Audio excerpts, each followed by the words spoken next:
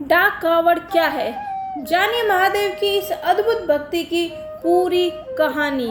जी हाँ, नमस्कार दोस्तों, कैसे हैं आप सभी लोग? आई होप आप अच्छे होंगे एंड स्वागत है आपका मेरी एक और वीडियो में। तो आज हम बात करने जा रहे हैं डाक कावड़ की। क्या है आखिर डाक कावड़? तो हर हर महादेव दोस्तों, सावन का पवित्र महीना आते ही चारों ओर भोलेनाथ के जयकारे सुनाई देने लगते हैं। कोई पैदल कावड़ लेकर निकलता है, कोई कठिन नियमों के पालन करता है और कोई अपने भोलेनाथ के लिए डाक कावड़ लेकर यात्रा करता है। लेकिन क्या आपने सोचा है कि आखिरकार डाक कावड़ होती क्या है? क्या है डाक कावड़? कावड़िए दौड़ते हुए यह यात्रा क्यों करते हैं? इस यात्रा में इतने कठिन नियम क्यों होते हैं? और आखिर क्या है इस अद्भुत भक्ति के पीछे की मान्यता? तो आज की इस वीडियो में हम इन्हीं सवालों के बारे में जानेंगे, तो इसलिए वीडियो को अंत तक ज़रूर देखिए ताकि आपको इन सारे सवालों का जवाब इस वीडियो के माध्यम से मिल सके।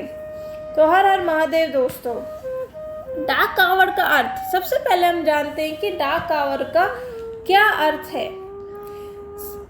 डाक कावड़ का क्या मतलब होता है?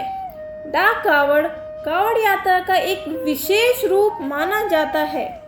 इसमें श्रद्धालु गंगा जल लेकर भगवान शिव के मंदिर तक पहुंचने का संकल्प लेते हैं और कई भक्त तो इस यात्रा में बहुत कम समय में पूरा करने का प्रयास करते हैं। डाक कावड़ की सबसे खास बात यह है कि इसमें तेजी से यात्रा पूरी करने की परंपरा देखने को मिलती है। कई स्थान पर श्रद्धालु बारी बारी से दौड़ते हुए गंगा जल को अपने स्थान तक पहुंचाते हैं। उनके लिए यह केवल एक यात्रा नहीं होती, यह उनके लिए भोलेनाथ के प्रति श्रद्धा, संकल्प और समर्पण का प्रतीक मानी जाती है। तो आपने देखा होगा कि कई बार लोग जो भी डाक कावड़ लेके आता है वो बीच में रुकता नहीं है, वो हमेशा भागते रहते हैं।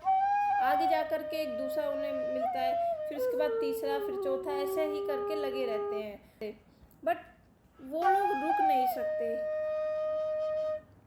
तो हम जानते हैं कि कावड़ यात्रा और गंगा जल का क्या है, क्या महत्व है। सावन के महीने में लाखों श्रद्धालु पवित्र नदियों से जल लेकर अपने आराध्य भगवान शिव को अर्पित करने के लिए निकलते हैं। हरिद्वार, गंगोत्री और देश के ऐसे अनेक पवित्र स्थानों से श्रद्धालु गंगा जल लेकर अपने अपने शिव मंदिरों की ओर जाते हैं। कावड़ में रखा हुआ जल बहुत श्रद्धा से संभाला जाता है। कावड़िए रास्ते पर भगवान शिव का नाम लेते हैं। बोल बम, हर हर महादेव, बम बम बोले। इन जयकारों से पूरा वातावरण शिवमय होता है।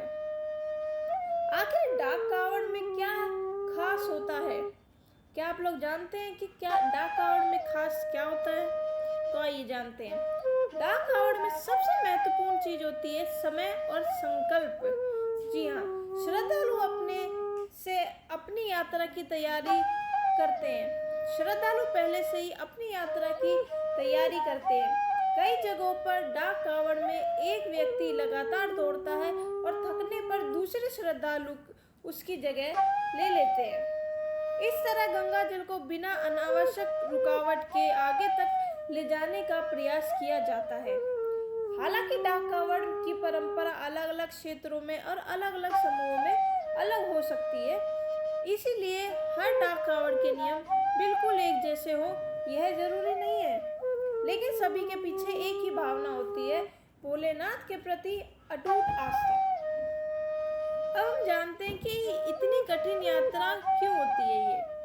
अब सवाल आता है कि आखिर श्रद्धालु इतनी कठिन यात्रा क्यों करते हैं, क्यों बिना रुके वो दौड़ते रहते हैं? इसका सबसे बड़ा उत्तर है उनकी भक्ति। जी हाँ, भक्ति ही एक ऐसी शक्ति है जिससे वो बिना रुके ही दौड़ते रहते हैं। जब एक श्रद्धालु थक जाता है तो वो दूसरे को कावड़ दे देता है, और जब दूसरा थक जाता है तो वो तीसरे को दे देता है, बट वो लोग रुकते नहीं है, वो डाक कावड़ चलती ही रहती है। जब किसी व्यक्ति के मन में अपने आराध्य के प्रति गहरी श्रद्धा होती है तो कठिन रास्ते भी उन्हें आसान लगने लगते हैं।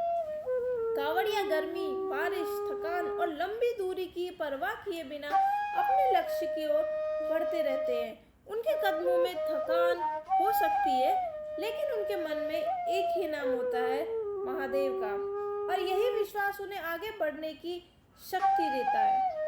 अब हम जानते हैं कि डाक कावड़ में क्या क्या नियम होते हैं। कावड़ यात्रा के दौरान श्रद्धालु अलग अलग नियमों और अनुशासन का पालन करते हैं।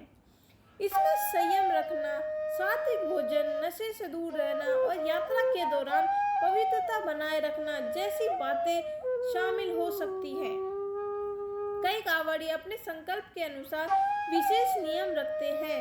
डाक कावड़ में गंगा जल को विशेष श्रद्धा से संभाला जाता है। कावड़ को जमीन पर रखने के संबंध में भी अलग अलग क्षेत्रों में, अलग अलग परंपराओं में अलग अलग नियम हमें देखने को मिलते हैं।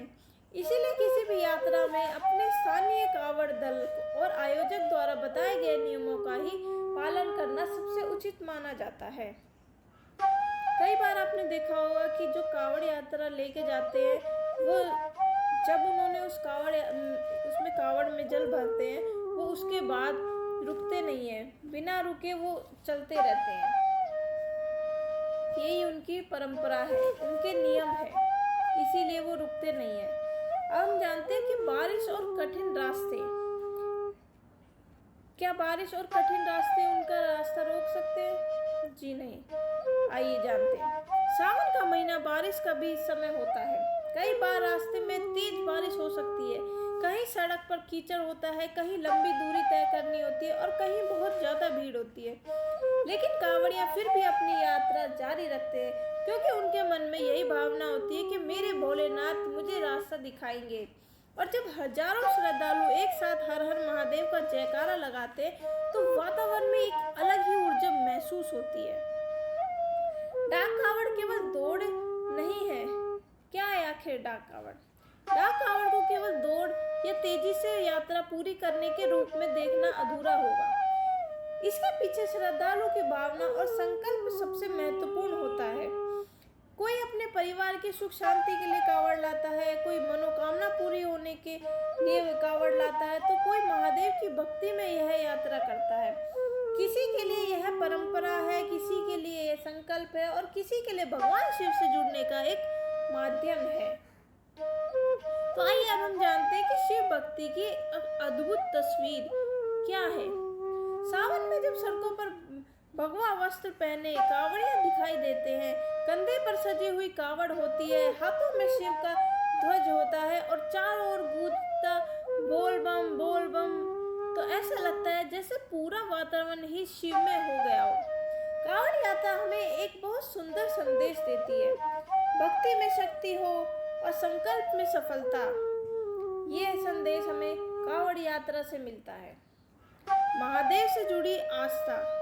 भगवान शिव को भोलेनाथ कहा जाता है। मान्यता है कि वे अपने भक्तों की सच्ची श्रद्धा से प्रसन्न होते हैं। शिव जी को महंगे चढ़ावे से ज्यादा सच्चे मन की भक्ति प्रिय मानी जाती है। इसलिए कांवड़िया चाहे कितनी भी लंबी दूरी तय करें, उसकी सबसे बड़ी पूजा होती है उसकी श्रद्धा। तो दोस्तों, डाक कावड़ केवल एक यात्रा ही नहीं, यह श्रद्धा, संकल्प, अनुशासन और महादेव के प्रति समर्पण की एक अद्भुत मिसाल है। जब कोई भक्त कठिन रास्ते से गुजरते हुए अपने भोलेनाथ के लिए गंगा जल लेके पहुंचता है, तो उसके पीछे उसकी शारीरिक मेहनत नहीं होती, बल्कि उसके मन में छुपी हुई महादेव के प्रति अटूट आस्था होती है। अगर आपको भी भगवान शिव पर विश्वास है तो कमेंट में लिखें हर हर महादेव और भगवान भोलेनाथ से प्रार्थना करें कि सभी कांवड़ यात्रियों की यात्रा मंगलमय हो और सभी भक्तों पर अपने महादेव की कृपा बनी रहे। ओम नमः शिवाय। हर हर महादेव। वीडियो पसंद आए तो वीडियो को लाइक करें, अपने परिवार और शिव भक्तों के साथ शेयर करें और मेरे चैनल श्री भक्ति कथा को सब्सक्राइब करना ना भूलें। तो हर हर महादेव दोस्तों, हर हर महादेव। मिलते हैं एक और वीडियो के साथ, तब तक के लिए नमस्कार एंड हर हर महादेव। बोल बम।